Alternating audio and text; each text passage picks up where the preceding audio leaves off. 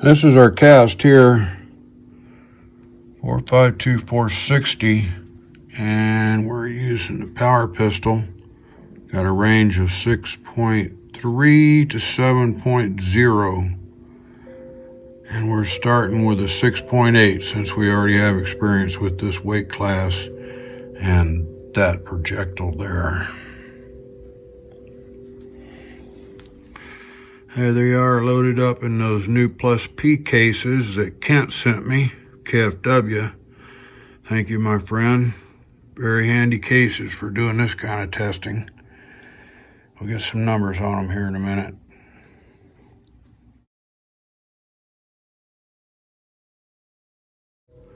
Okay, test platform. Kimber Commander again. See if we can get this thing done and not shoot something.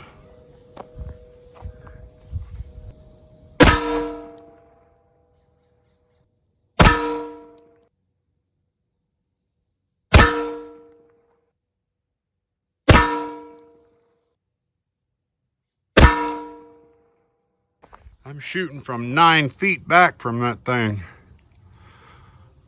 Damn it, I didn't want to see this. Crap. Ah, man.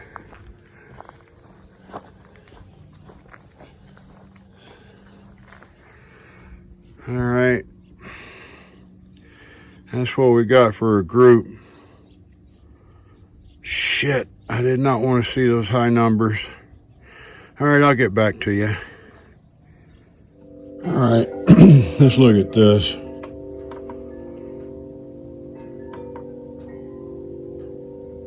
$12.74, 72, 71, 80. 1272 on the first one, high 1280, low 1271, average 1273, extreme spread of 9, standard deviation 3. Oh, I don't know what to say. My toes were about 9 feet from that damn thing, and maybe my muzzle was 8, 7.5. Shit, nothing I hate worse than having to reload a string of stuff, and it seems like I'd learn by now. Oh, hell.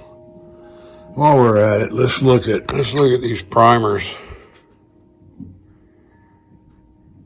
I don't see that high of speed and pressure from these primers. That's what I'm calling horseshit. Either I'm losing my mind or I need a helper here at the shop now to keep a leash on my ass. Dang it. Well, let me have a cold beer and mull on this.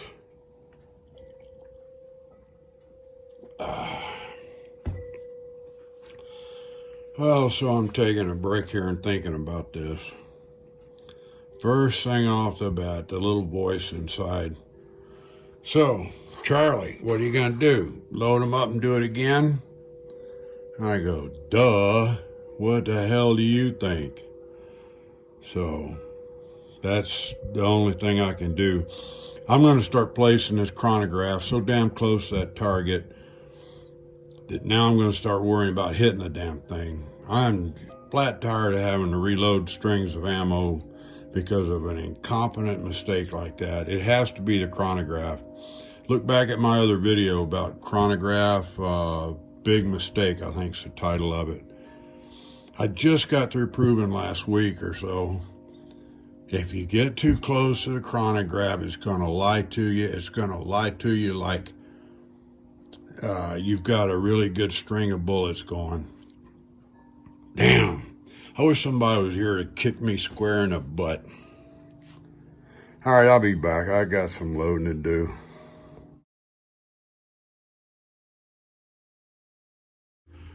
All right, what do they say? Third time's a charm. Shit.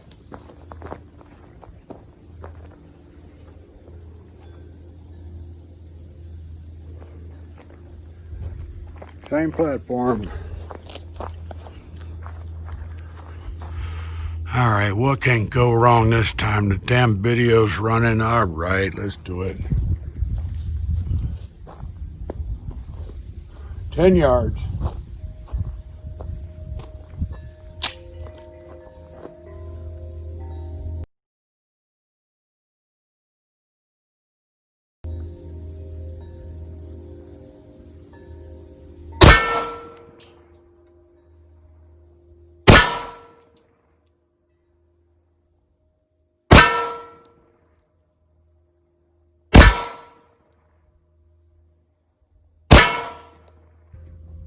You can see that or not. We're going to look at it here in a minute. That looks more realistic.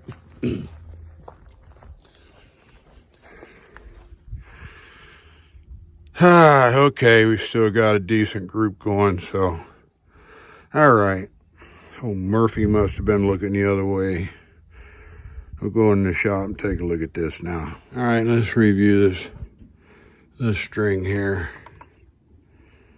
936, 936, 908, 931, high 936, low 908, average 926. I think that was the last average we got on the tricorn. Stream spread 28, 11 on standard deviation. All right, I can live with that. No more head up the butt mistakes. Okay, let's look at these primers. Same thing we just got through looking at. So, see, now that gives me a little confidence each time I do a head up the butt deal like this, and I look at one that the chronograph says, hey, you're running 1200, then them primers ought to be flatter than a flitter. Yet they look just like this. So that's forensic evidence in our business here that tells you something's gone wrong. You know, besides me standing in the wrong damn place to, too close to shoot into the chronograph. Even at 9 feet, I was too close. Man, I'm telling you, this power pistol puts a stream of gas out. So, next thing from here, we go to the water tube. See if I can get that done this afternoon. Right now, I'm a little bit disgusted, so I'm gonna have myself another, see if we got one hiding. Aha! There's one hiding from me. Okay, it's time to hydrate, boys. I'll be back. Like Arnold said, I'll be back. But he said it more like a girly man. Well, I'm telling you, this is a weird day. Here we're gonna do this, and we got sprinklers running. Oh my gosh. What timing, huh? Well, let's get her done before we get wet.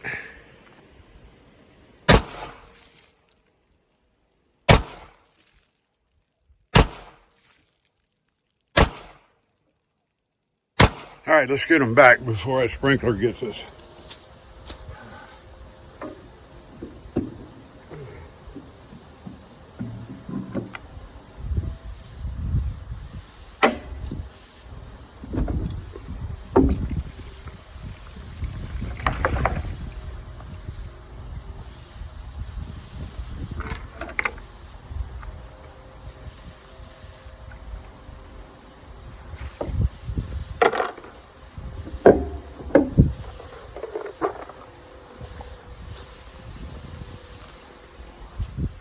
All right, let's go to the shop, to the rabbit hole. All right, I'm not sure if I said it earlier, but I blended these up out of 30 to 1. I intended to hit a 9 BHN, and I was careful about measuring it, and I knew what I was working with, like this corn cob's my lead, and you see that's 5.2 to 5.0 BHN.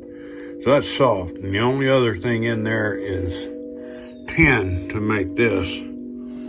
I think 3.3%, something like that. But I was careful with my math, heading for a 9 BHN mixture, and cast day it was 7.8. The next day it was 8.5, so there's that little rise that we see.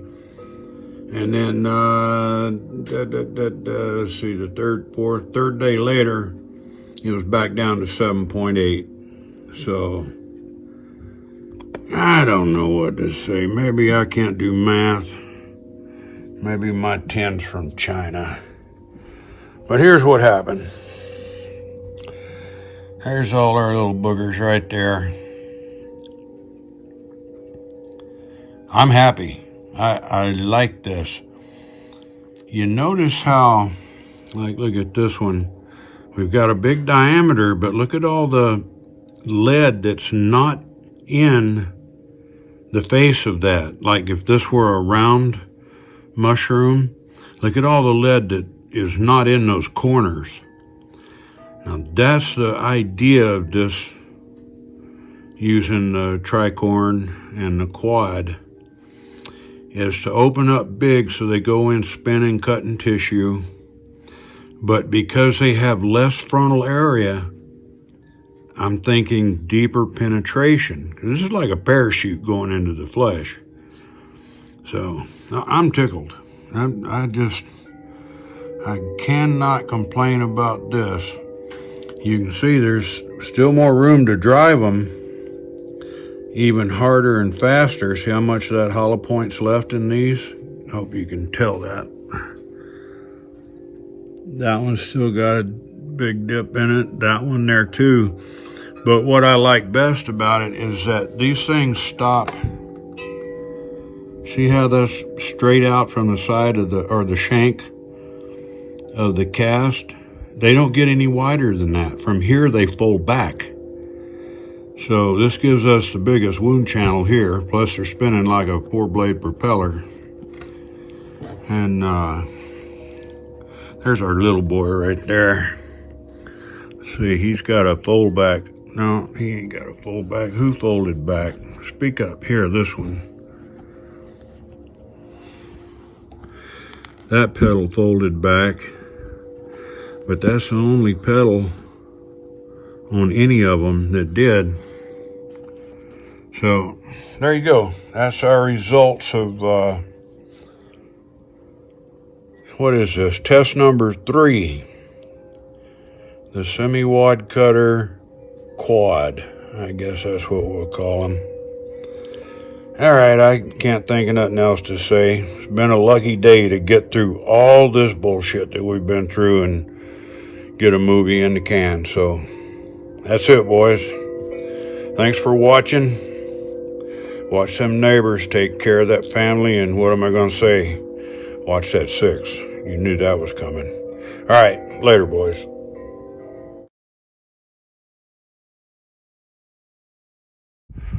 Some of you guys have expressed in the video comments your concern for my wasting water. I just want you to know that I take that hose right there and I connect it to this irrigation system here at the hose bib right here. Now this is what we call ditch water out here, and I buy it by the acre foot, and I put probably 3,500 gallons a day on this acreage out here. So 40 gallons coming in the tube over there on the other side of the backstop is no big deal. So just thought I'd mention that and put that to rest.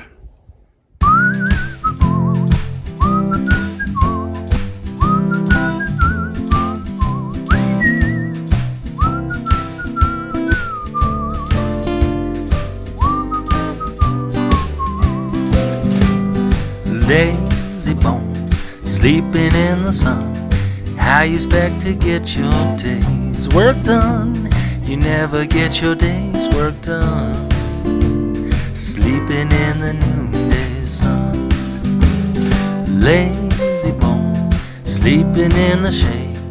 How you expect to get your cornmeal made? You never get your cornmeal made. Sleeping in the noonday shade. And when the taters need spraying, I bet you keep praying that the bug fall off of the vine. And when you go fishing, I bet you keep wishing that the fish don't bite on your line. You're just a lazy bones loafing through the day. How you expect to make a dime that